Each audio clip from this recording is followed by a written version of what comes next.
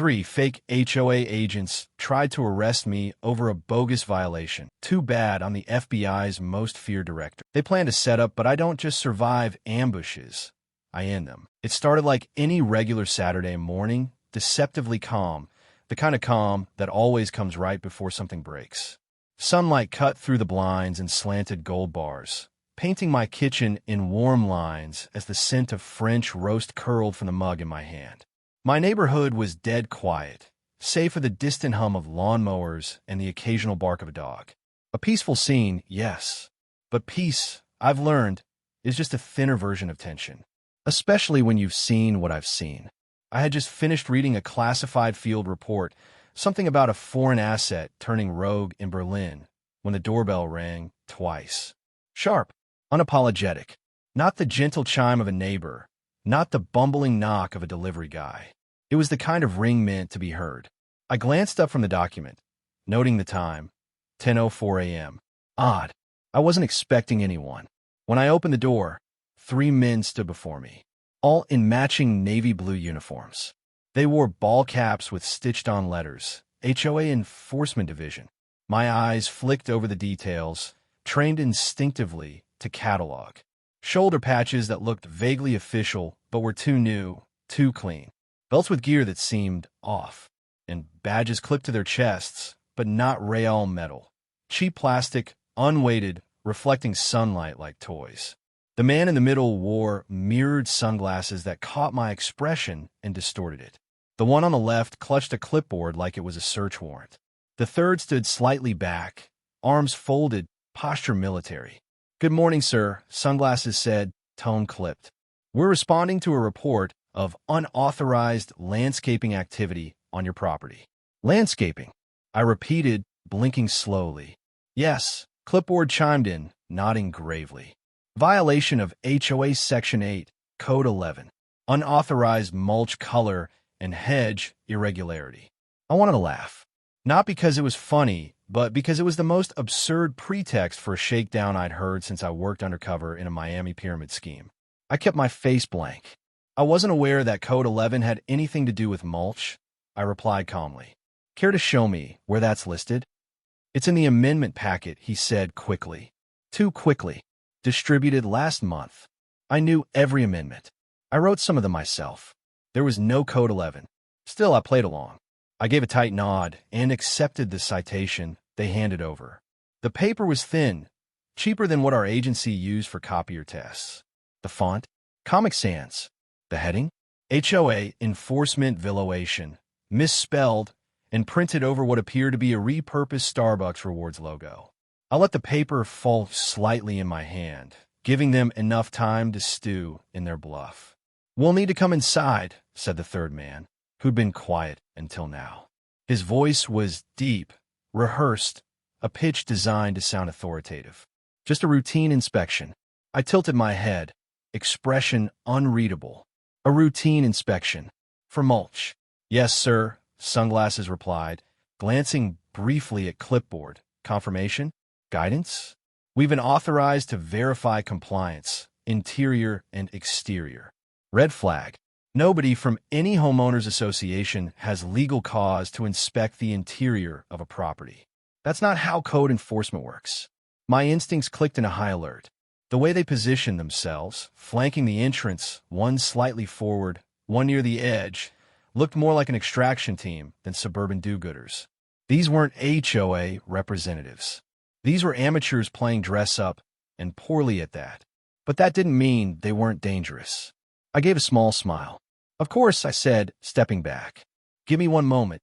I turned and walked down the hallway. From their angle, they could only see my back, casual, unhurried. But I wasn't going to the thermostat or to fetch a copy of my utility bill.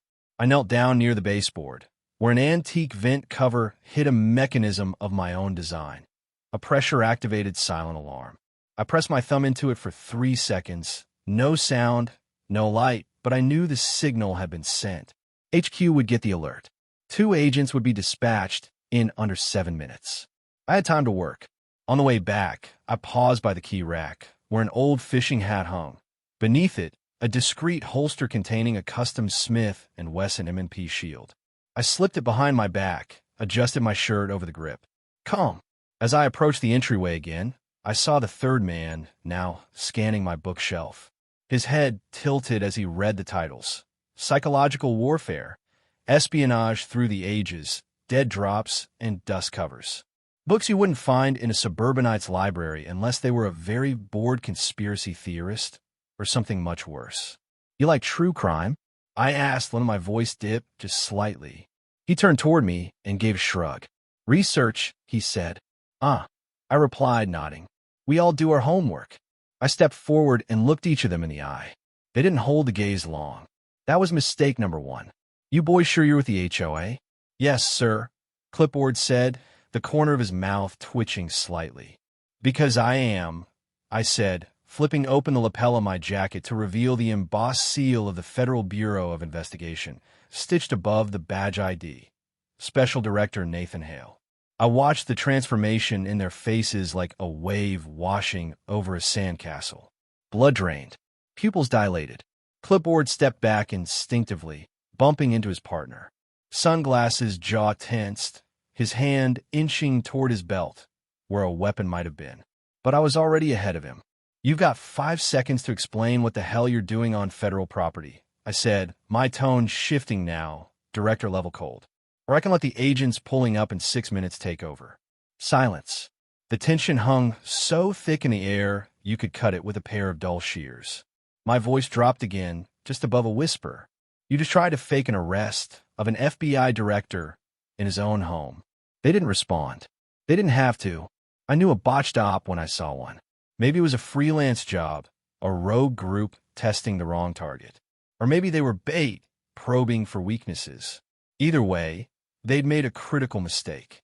Very slowly, I stepped back and turned the deadbolt.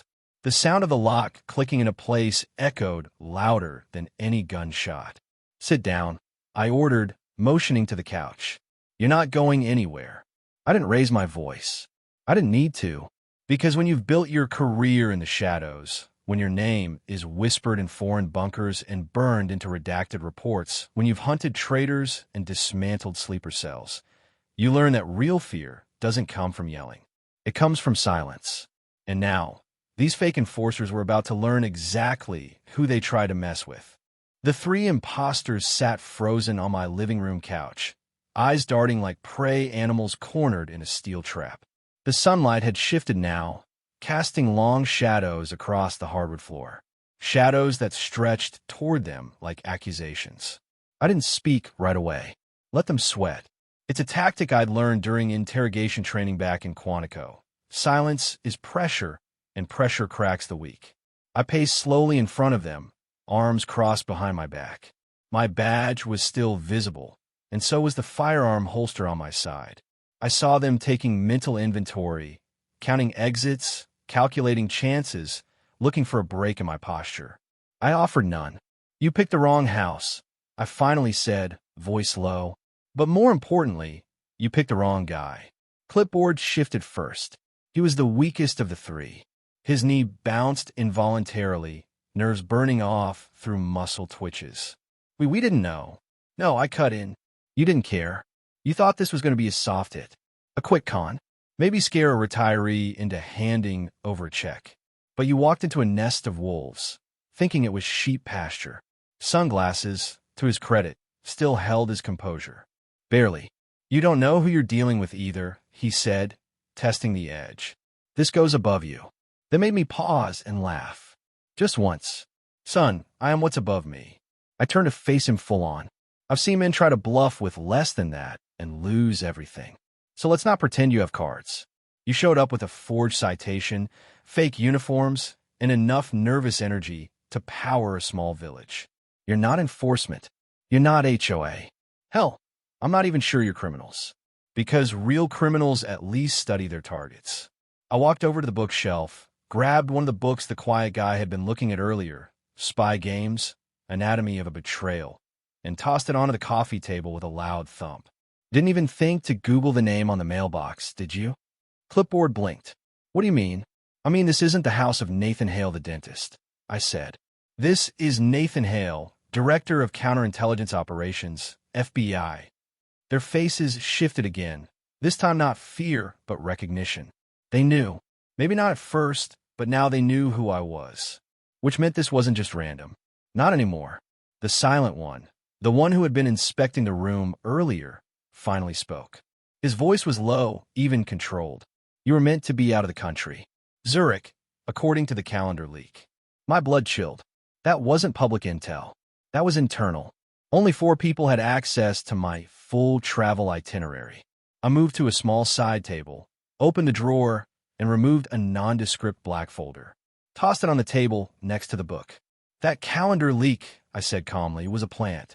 I knew someone inside was leaking travel manifests. I leaked mine personally through a dummy channel to see who'd bite. Sunglasses leaned forward slightly. So you stay behind as bait. I don't just hunt ghosts, I said. Sometimes I become one. They were quiet now, the 3 of them. Because the situation had flipped. They hadn't stumbled into a mistake. They'd walked straight into a sting. I sat down opposite them and opened the black folder. Inside were printed dossiers, all marked confidential. Each page had a photo, a name, and a list of known aliases. I slid one across the table toward clipboard. Tyler J. Mendez, I said. Fraud charges in Nevada, skipped trial. You used the name Travis Maine in Arizona last year, posing as a county inspector.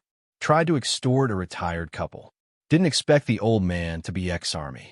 You got away before backup arrived, but left behind a half-finished ID card in your motel room. He stared at the page like it might catch fire if he blinked. I slid another one over. Samuel Eckhart, I said, nodding towards sunglasses. Former private contractor. Dishonorably discharged. Known for grifting in uniform. Fake security guard. Fake ICE agent. Even a fake priest once. And this one, I pointed to the quiet guy, is the wild card. No name. No record. Facial recognition pulled a partial match out of Kyiv, 2019. You were at that embassy bombing, weren't you? He didn't confirm or deny it. He just looked at me and blinked slowly. A professional. Dangerous. What the hell do you want from us? Clipboard. Mendez finally asked, almost whispering. I want names, I said. Who told you I'd be out of the country? Who sold you the uniforms? And who's trying to set me up? We don't know names, sunglasses, Eckhart said. Only a number. We got a message through a burner. Said the house would be empty.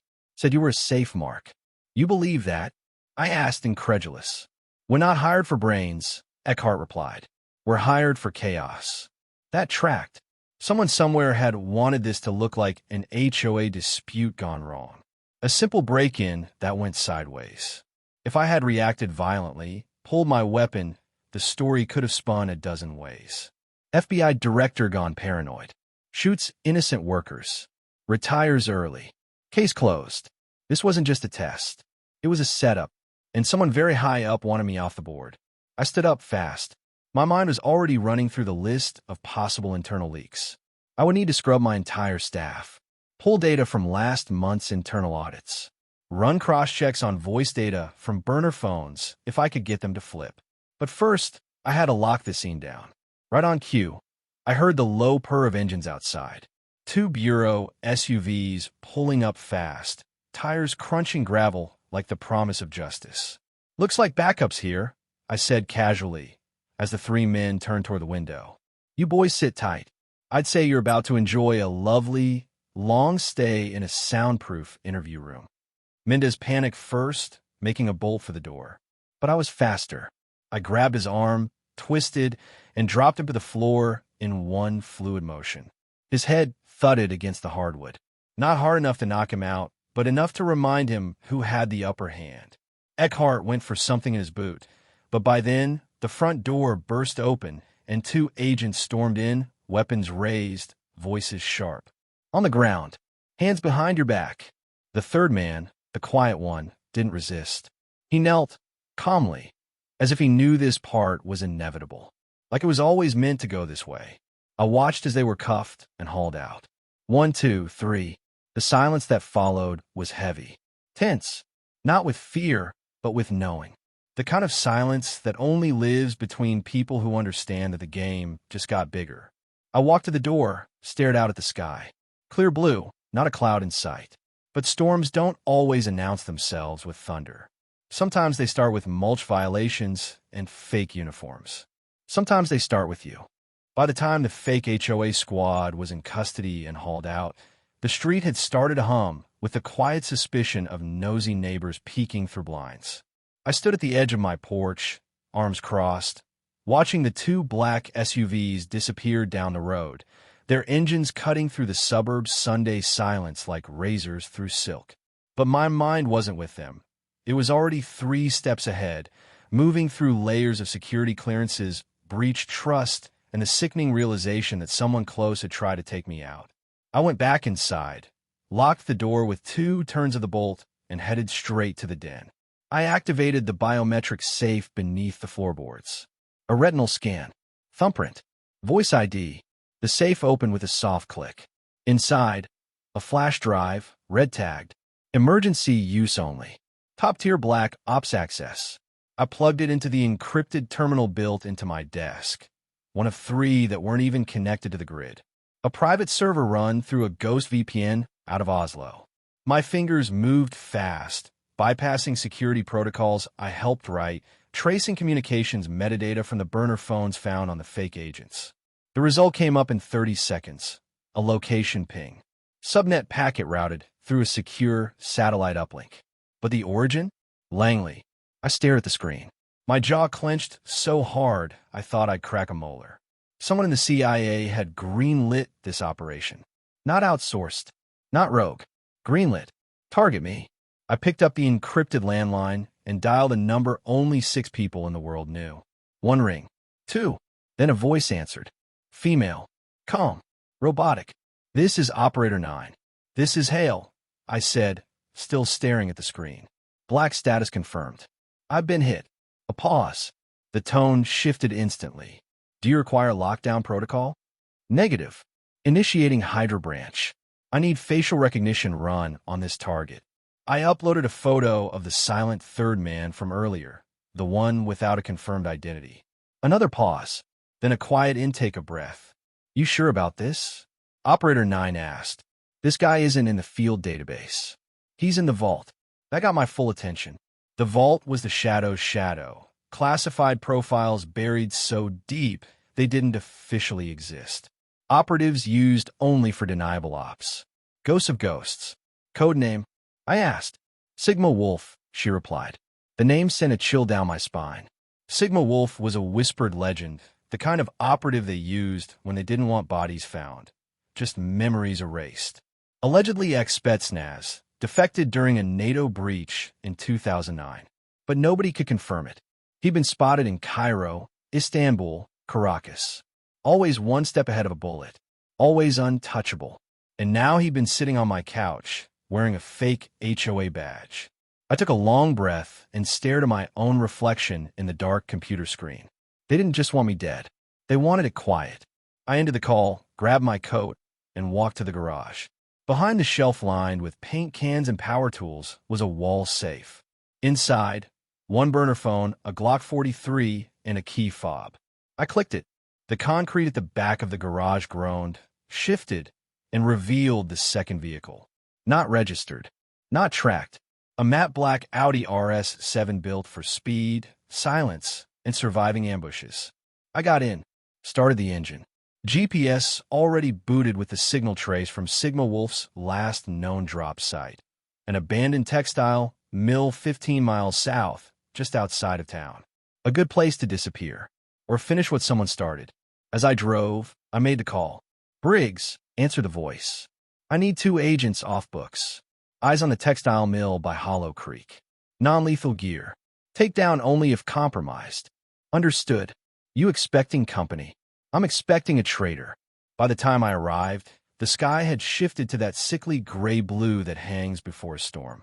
The air felt dense, like the atmosphere itself knew a reckoning was coming. I parked 2 blocks away and approached on foot, cutting through side alleys, moving low, fast and visible. The mill was ancient. Rusted stairwells, broken windows, vines crawling up the brick like veins. But a light glowed faintly behind the uppermost window. Faint, but there. I entered silently through the back. Glock raised. Breathing steady. No crunch of gravel. No creak of rusted door hinges.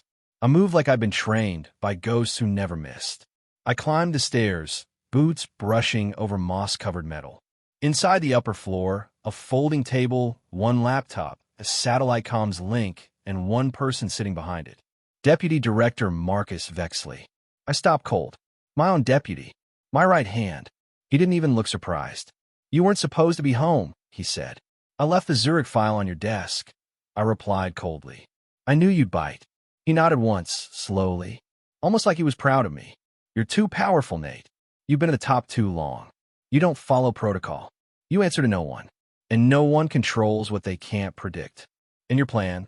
I asked. "Send in Sigma Wolf with a pair of idiots in HOA cosplay? That was your masterstroke. They were meant to get you to react. Just enough to force early retirement. Maybe even bury you under a PR nightmare. No killing. That wasn't the goal." I stepped closer, gun still raised. "And the goal was?" "To remove unpredictability," he said, standing up slowly. "We're shifting to an AI-led intelligence framework. Human instinct is being phased out. You represent chaos, Nate. But we want control." I laughed once. "Control isn't earned by removing risk. It's earned by outlasting it." He tilted his head. "Then you know what happens next." I nodded. "Yeah, you go to prison. Or," he said, pressing a switch on the laptop, "we both disappear." There was a soft beep. A timer began blinking. A bomb. I fired without hesitation. One shot to the shoulder. He screamed, staggered, fell. I rushed forward, yanked the laptop off the table, tore the battery out. The timer stopped at 0:09. Outside, 2 agents stormed in, my off-book backup. "Secure him," I ordered. "He's confessed to conspiracy, treason, and attempted assassination." Vexley looked up at me from the floor, bleeding and furious. "This doesn't end with me." "No," I agreed. "It ends with the truth." 3 days later, I stood in a private conference room under the Pentagon, a classified tribunal. I presented the evidence, the recordings, the burner trace, the intercepted call logs, and Sigma Wolf's covert op history, all linked back to Vexley. They stripped him of clearance, rank, and freedom. He's now sitting in a box 7 floors below Langley. Permanent silence. As for Sigma Wolf, vanished before we could process him. Typical. But his mission failed. And the Bureau? Still mine. They tried to erase me. Tried to ghost me in my own home. But I'm not just an agent. I'm the storm. The one thing you never fake. And now, when they whisper my name, they don't say Director Hale. They say the man who beat the HOA hit squad. And they say it with fear.